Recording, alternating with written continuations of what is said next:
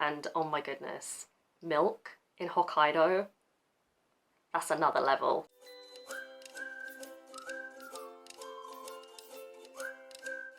Minasan, konnichiwa, squishy toke, yokoso. In today's video, I'm going to be talking about 5 things that surprised me about Hokkaido. So if you like videos like this, don't forget to like and subscribe. And let's begin. Before I start this list, I do just want to quickly mention that I'll only be talking about Sapporo and Hakodate in this video, just because I haven't explored the rest of Hokkaido yet. So, number 1, Sapporo is surprisingly busy. So I think when you live in Tokyo, you believe that nowhere else in the world could possibly be as busy as Tokyo. It is famous for being a big, busy city. So I was really surprised to see how busy Sapporo Station was. It was kind of crazy. There were so many people in the station and the train platform was really, really full. And this wasn't even during rush hour. So I was really surprised to see that. But then the more I thought about it, the more it made sense. Sapporo doesn't have as many train stations or trains, so it makes sense that in the center of Sapporo, the biggest train station does have the most people in it. The other thing I noticed as well is even though the train is busy, it's not busy for long. People tend to get off quite quickly. You don't have large crowds of people on the train from one end to the other, like you can get in Tokyo. Definitely after 2 or 3 stops, the train empties out quite a bit. Number 2, everything is bigger. So again, with Sapporo, one of the things I noticed straight away were the buildings were a little bit bigger and the roads were drastically wider than in Tokyo, for instance. So even on the busiest day in Sapporo, you can still walk around and it's pleasant. You know, no one's getting in your way. You can take your time just because the roads are so wide. It's something that I think you immediately notice as well. Like, that's how much wider the roads are. You notice it instantly. But yeah, it makes the city more enjoyable, in my opinion. Number 3, food. So this, I think, is the biggest difference, and I think something that is really famous all over Japan is the fact that Hokkaido has so many different types of food that it's famous for. So dairy products it's really famous for, so milk I think is the most notable one, and oh my goodness, milk in Hokkaido, that's another level. That's a whole other level of milk. It's really good. And then obviously they have especially Seiko Mart milk, and even Seiko Mart has coffee milk, which is just, oh my god, it's the best thing I've ever drunk, honestly. So yeah, that's one of the most famous things. I think it's also famous for seafood as well, and ikameshi is one of my favorite things that I look forward to getting every time I go. Corn. Like, I don't know how corn can be famous from being from somewhere. Like, to me, all corn used to taste the same until I went to Hokkaido and I was like, yep, this is good. This is the best corn I've ever had. And yeah, it's just a totally different type of food. I think it's a little bit richer, what they eat there, which kind of makes sense because the climate is a lot cooler. So I feel like, you know, you can eat heavier foods and it totally be fine. Obviously, I have to mention Sapporo beer. Obviously. So yeah, Sapporo Classic, you can only get that in Hokkaido and it is my all-time favourite beer.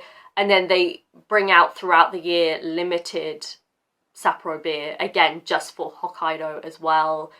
And everywhere you look really in Sapporo or Hakodate, just when I went to both of those places, if you go to a supermarket there are so many items that say Hokkaido limited edition on them.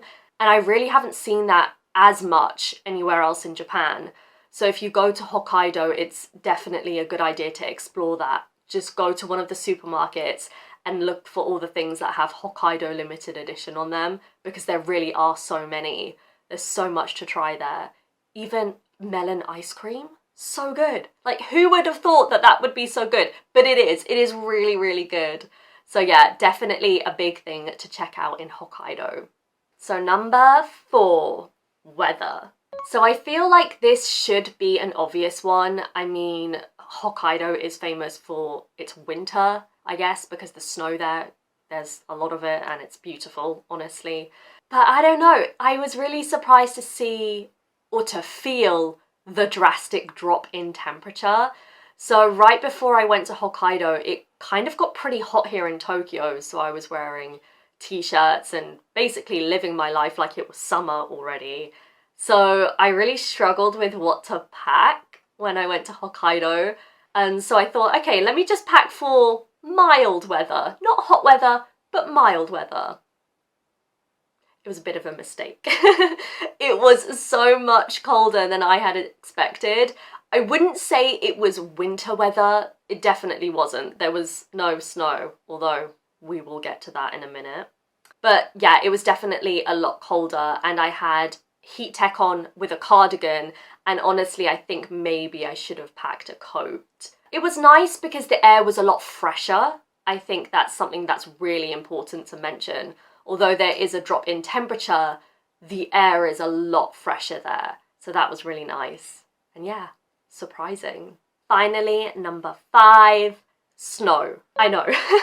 It sounds a little bit crazy because like I said, Hokkaido is pretty famous for snow, but please bear in mind I went in May. And majority of where I went, there was no snow. You couldn't see anything. Until I went to Makomanai Park, and I was really shocked to see snow. Basically, it was piled up next to the river. It was like a small mountain's worth of snow. So I think they must have taken that from somewhere else and kind of put it there out of the way. And there was so much of it. I was so surprised, like, why is it still here? Because it was very much only that place that I saw snow. There was no snow over the rest of Sapporo. It was in that area only, and there were a few trucks there as well, so it had definitely been moved there, but it hadn't melted, and there was so much of it, so much. I was really, really surprised to see that there. So even though the weather was relatively mild, and it was May, there was still snow. So yeah, I guess if you wanted to see snow in Sapporo, but you could only go in May, technically it's still there, you just kind of have to look for it. But yeah, that really shocked me. I did not expect to see that at all. And honestly, I have so many questions. Like, why is it there? Why hasn't it melted? Does everybody know about this? Like, is it a known thing that they keep snow in this area? I don't know. But either way, I was really surprised and definitely really interested. So that is it for today's video, you guys.